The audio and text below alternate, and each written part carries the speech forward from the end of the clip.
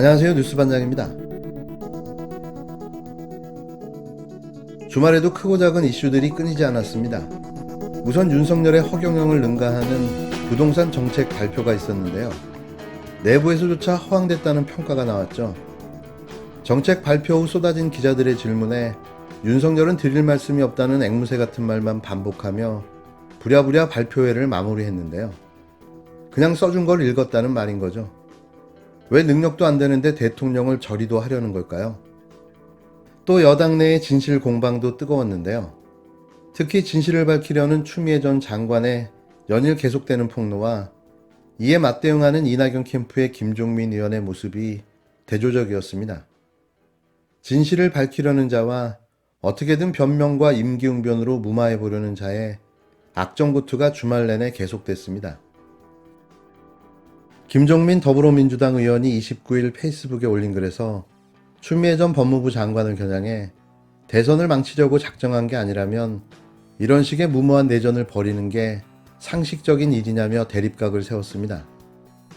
앞서 추 전 장관은 전날 윤석열 전 검찰청장의 징계위원회를 전후해 김종민 의원이 저와 가까운 누군가를 만나 저를 말려달라고 얘기했다고 폭로했는데요. 이에 김 의원은 추 후보가 혼자 검찰개혁했다고 당 내부를 공격하는데 계속 맞대응하는 건 우리 당에 좋지 않을 듯하다며 추 후보도 한번 생각해 보시기 바란다고 지적했습니다. 그는 당시 당과 청와대에서는 대부분 잘못하다가는 검찰개혁을 망치겠다, 윤석열 대선 후보 만들어주겠다 이런 걱정들을 했다. 오히려 저는 그런 분들에게 추 전 장관을 변호했던 사람이라며 추 후보님은 그 의원들이 누군지 무엇을 왜 말려달라는 건지 밝혀야 한다. 밑도 끝도 없이 말려달라고 했다는 건 그냥 정치적 공격일 뿐이라고 비판했는데요.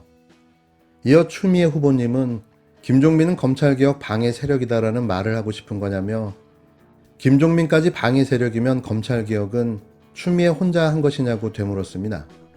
그러면서 추 후보님은 조국 전 장관에게 비인간적 공격이 쏟아질 때 나서서 싸운 적이 있느냐? 저는 그때마다 온갖 비난과 공격에도 불구하고 검찰개혁을 위해서 비상식적 조국 죽이기에 맞서 싸웠다고 강변했습니다. 더불어 마찬가지로 추 후보께서 검찰개혁 과정에서 말도 안 되는 공격을 받을 때도 추 후보를 위해 싸웠다. 그런 김종민마저 적으로 돌리겠다니 허위 사실이기도 하지만 인간적으로 선을 넘었다고 거듭 힐날했습니다. 나아가 김 의원은 추미애 후보의 억제에 맞서 독하게 싸울 수도 있다. 할 말이 많다면서도 추 후보님도 한번 돌아보라. 추 후보님 정치 인생에서 추 후보님을 돕기 위해서 이렇게 나섰던 동료가 있었냐고 거듭 반문했습니다. 하다 안 되니 이제는 읍소 전략으로 나오기 시작한 거죠. 이미 모든 게 드러나고 있는 상황에서 뒤늦게 강력하게 부인하고 나섰는데요. 그 거짓말 진짜 믿으라는 말인가요? 그렇다면 왜 아직도 검찰개혁이 이 모양 이 꼴인 거죠? 결과는 이미 당신들이 무엇을 했는지를 말해주고 있습니다. 이게 정확한 증거죠. 백문이 불여일견이라는 말이 있죠. 결과가 진실을 말해주고 있습니다. 이런 가운데 이낙연 전 대표가 또 네거티브 공세를 하고 나섰습니다. 지지도 격차가 벌어질 대로 벌어진 이 전 대표의 이번 네거티브 공세는 경선에서 자신이 이길 수 없음을 인식한 말 그대로 다 같이 죽자는 최악의 악수로 보여지는데요. 내부 경선뿐만 아니라 야권에도 공격의 빌미를 제공해주는 자충수를 두고 말았습니다. 나도 안 되니 너도 하지마. 뭐 이런 거가 아닐까 싶을 정도인데요. 민주당 경선을 아사리판으로 만들겠다는 그의 저의가 분명해 보입니다. 본인의 선거법 재판 3년에 걸쳐서 계속됐고요. 30명의 호화 변호인단이 도왔던 것으로 알고 있습니다. 그런데 그 수임료가 무료도 있었다는 것이 보도가 돼서 제 개인 사생활에 관한 것이어서 구체적으로 말씀드리는 것은 적절치 않은 것 같습니다. 1심, 2심, 3심이어서 꽤 많이 들어갔습니다. 확인을 거부하시는 것으로 받아들이겠습니다. 그다음에 개인 문제였기 때문에 무료 변론도 괜찮다, 위법이 아니다라고 누군가가 말씀했던데 그런 말씀을 그건 제 입장이 아닙니다. 네, 타당하지 않은 얘기죠. 공직자에게 청년만큼 중요한 게 없다.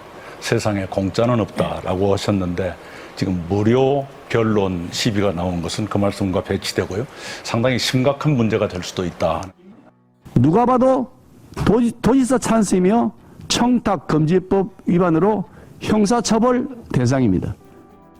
더불어민주당 대선 주자인 이재명 경기지사 측은 29일 경쟁 후보인 이낙연 전 대표 측이 이 지사 과거 선거법 위반 사건 당시 무료 변론을 받았다고 공세를 벌이는 것을 두고 선을 넘지 말라고 비판했습니다.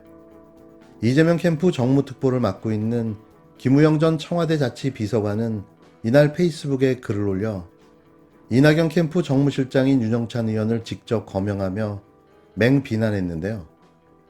이미 이들은 선을 넘은 지 오래됐습니다.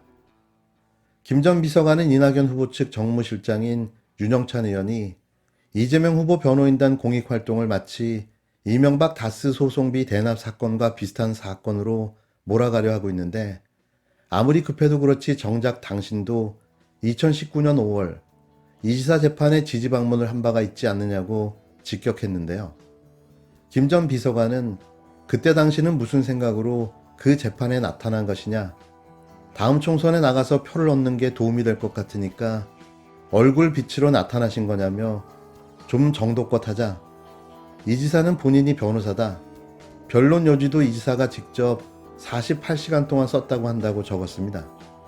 그러면서 그런 애타는 뜻의 동조에 참여한 변호인들의 마음도 그때 재판정에 지지 방문한 윤 의원의 마음과 별반 다를 바 없을 텐데 이렇게까지 모질게 나오니 참 안타깝다며 아무리 정치가 냉혹한 정글의 세계라지만 넘지 말아야 할 선은 넘지 말아야 한다고 덧붙였습니다.